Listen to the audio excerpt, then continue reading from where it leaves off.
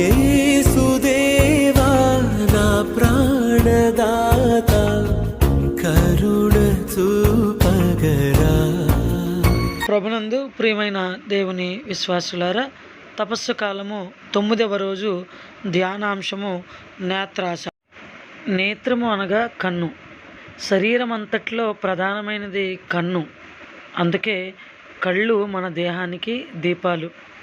అవి తేటగా వెలుగుతూ ఉండాలని బైబిలు బోధించుచున్నది. మత్తయి శుభవార్త 6వ అధ్యాయము 22వ వచనం. నీ కన్ను నీ దేహమునకు దీపిక. నీ కన్ను తేటగా ఉన్నచో నీ దేహమంతా కాంతిమంతమై ఉండును. మానవుని హృదయము నుండి పాపము పుట్టడానికి గల కారణము తన యొక్క కంటి చూపు. ఉదాహరణకు యావమ్మ పండును ఆశగా చూసి శోధనకు గురైంది. అలాగే దావీదు మేడపై నుండి ఒక స్త్రీని చూసి కళ్ళు తిప్పుకోలేదు. అందుకే వ్యభిచారము, దానిని కప్పుపుచ్చుకోవడానికి హత్య అనే పాపములను చేశాడు. అలాగే సంసోను చాలా బలవంతుడు. అందమైన స్త్రీ వైపు చూసి కళ్ళు తిప్పుకోలేదు. ఆమెతో పాపంలో పడి తన బలం పోగొట్టుకొని పాప కారణమైన కళ్ళు పొడవబడ్డాయి. ప్రియమైన దేవుని విశ్వాసులారా, అనుదినము మన కంటితో అనేక అంశములను మనము చూస్తూ ఉంటాం. వీటిలో పాపానికి పురుగొల్పే అంశములు చాలా ఉంటాయి.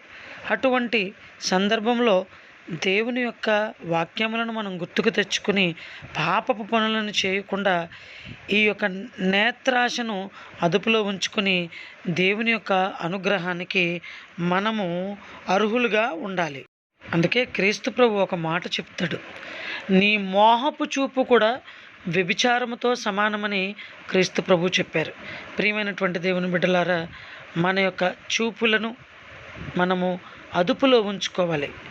ఎదుటివారికి మన చూపుల ద్వారా మరి ఇబ్బంది కలగకుండా, మన చూపు ద్వారా ఏ పాపము చేయకుండా దేవునికి ఇష్టమైన బిడ్డలుగా జీవించుదాం. మరి ఈరోజు మనం ఆత్మ పరిశీలన, దేవుని దివ్య దర్శనం నా కన్నులతో చూడగలనా?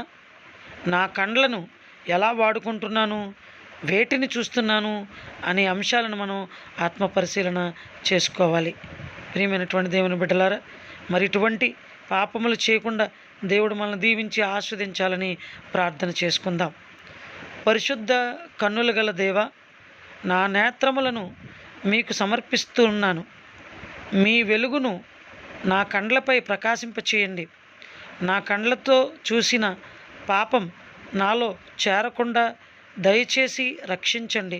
మీ పరిశుద్ధ వాక్యం చదువుటకు, మేము దర్శించుటకు నా కళ్ళు వాడబడినట్లుగా దీవించమని మా నాథుడైన క్రీస్తు ద్వారా మనవి చేయుచున్నాము. ఆమెన్. పిత, పుత్ర, పవిత్రాత్మ నామమున